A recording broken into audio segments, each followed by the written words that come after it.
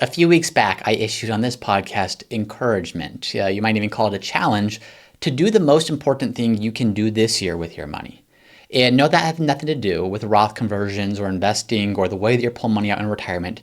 It had everything to do with how you're spending money. And today's a follow-up episode to that, because in that episode, I asked you this question. I asked the simple question of what's one thing you've always wanted to do or buy, but for whatever reason, haven't gotten around to doing it. And by the end of that episode, here was the challenge.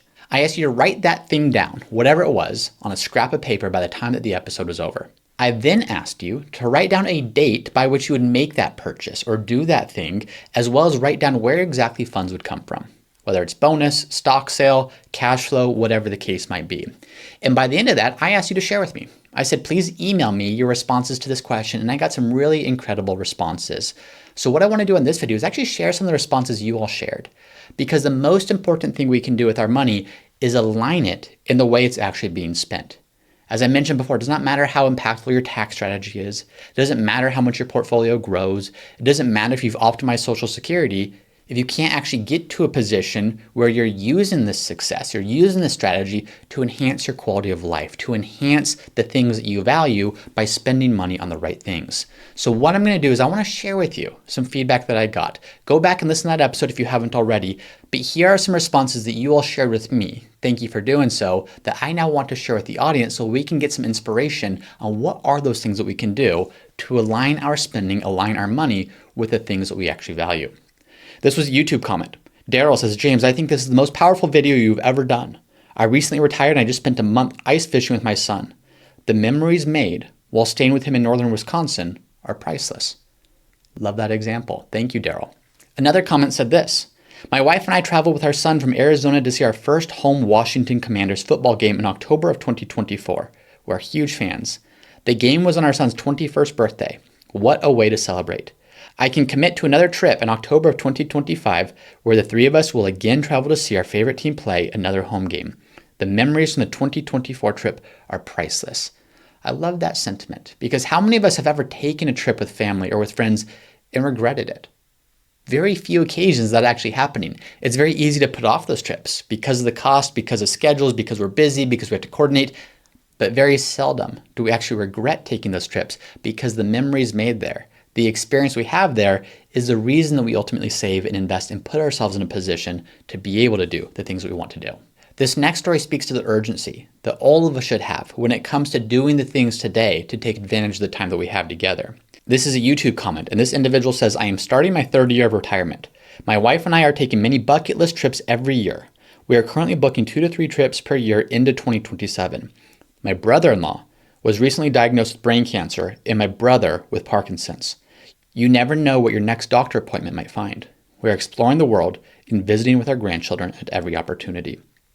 How easy is it to get in the trap of working one more year, waiting for one more bonus, hitting one more milestone when it comes to your portfolio value, only to realize that one day we have a health event, a family member has a health event, a friend has a health event, and we're never going to get to create those experiences, those memories that we would have had we taken the time to do what we wanted to do when the time was right to do it.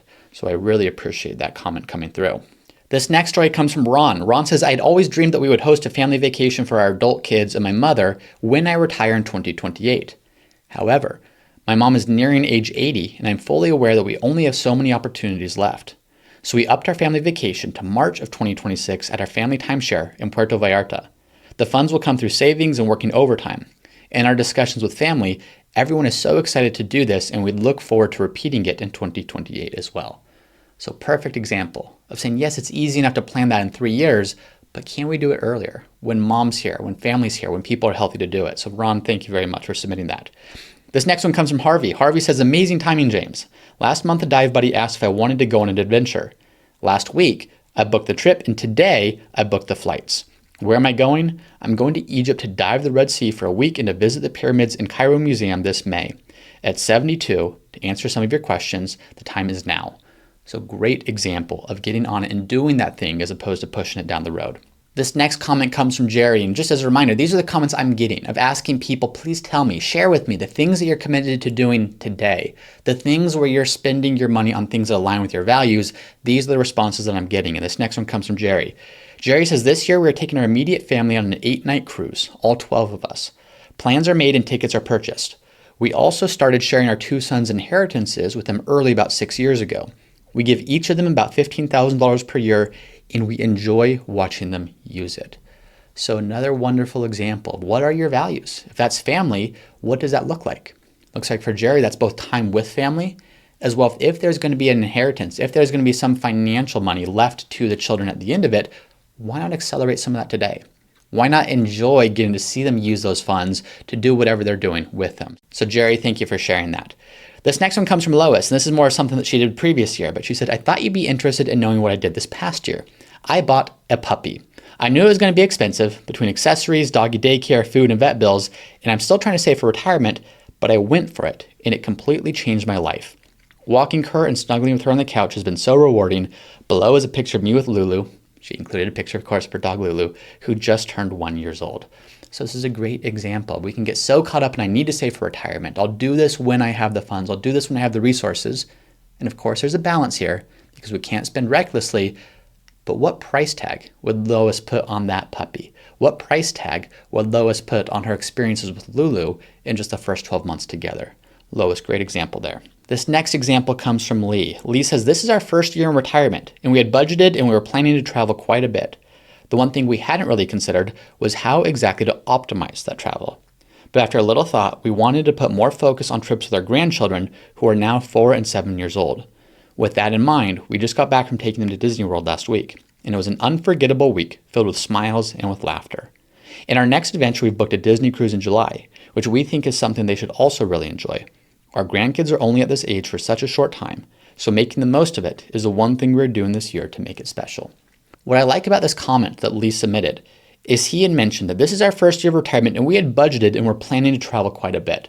So that was already something that's part of the plan. But he went one level deeper. He said, how do we optimize that travel? Sure, travel is great. Everyone wants to travel. Most people want to travel. But can we do something different to make it as special as it possibly can? And it sounds like Lee and his wife, they thought about this and said, well, how do we do this in a way that aligns with our other value, which is spending time with grandchildren? So Lee, very cool there. Thank you for sharing that. Now here's the final story that I want to share with you, the final response that I want to share with you, because I fully recognize that we can still hear this and say, that's great, but I'm going to do this later. I'm going to do this at another time. This comment came from a YouTube listener. And this individual says, this video made me cry. My wife and I were making plans for her retirement when she passed. Even though she was very sick, we still thought we had time. I've been implementing our plan, but I wish she was here to enjoy the plan with me. Now, we have no idea how long we have, how long our spouse has, how long our family has. And even if we know we have a long time, how much of that time are we going to have our full health, our full energy, our full vitality? So as we do this isn't just some nice thing that we should be doing. There should be an urgency with a message like this, an urgency that we are not promised anything. And if you were to pass tomorrow, what would you look back on and regret having not done? My guess is for so many of these listeners that are submitting these questions, if tomorrow they were to know that was their last day, they would look back on some of these things they shared, on some of these football games, on some of these cruises, on this time with grandchildren. They would look back on these things as some of the fondest memories of their life. We don't ever want to be in that position where we're caught looking back on our lives saying, what did we all do it for? We have the money, we have the tax strategy, we have all that good stuff financially, but we missed out on these things along the way that actually matter. So as we wrap up, I want you to understand the key difference here. There's a very big difference between just believing that making more money and spending more money is automatically going to make you happy. That is not true. However, if you can identify what you value most, what's most important to you, and then spend money in a way that aligns with that and supports that, that is where that true joy and contentment and purpose in retirement comes into play. So to all of you who submitted responses to that previous episode, thank you very much. I did not get a chance to review all of them or go over all of them on this episode, but I did want to share some of these responses, both to encourage you, to give you a sense of what this could look like, as well as to caution you of we're not promised tomorrow.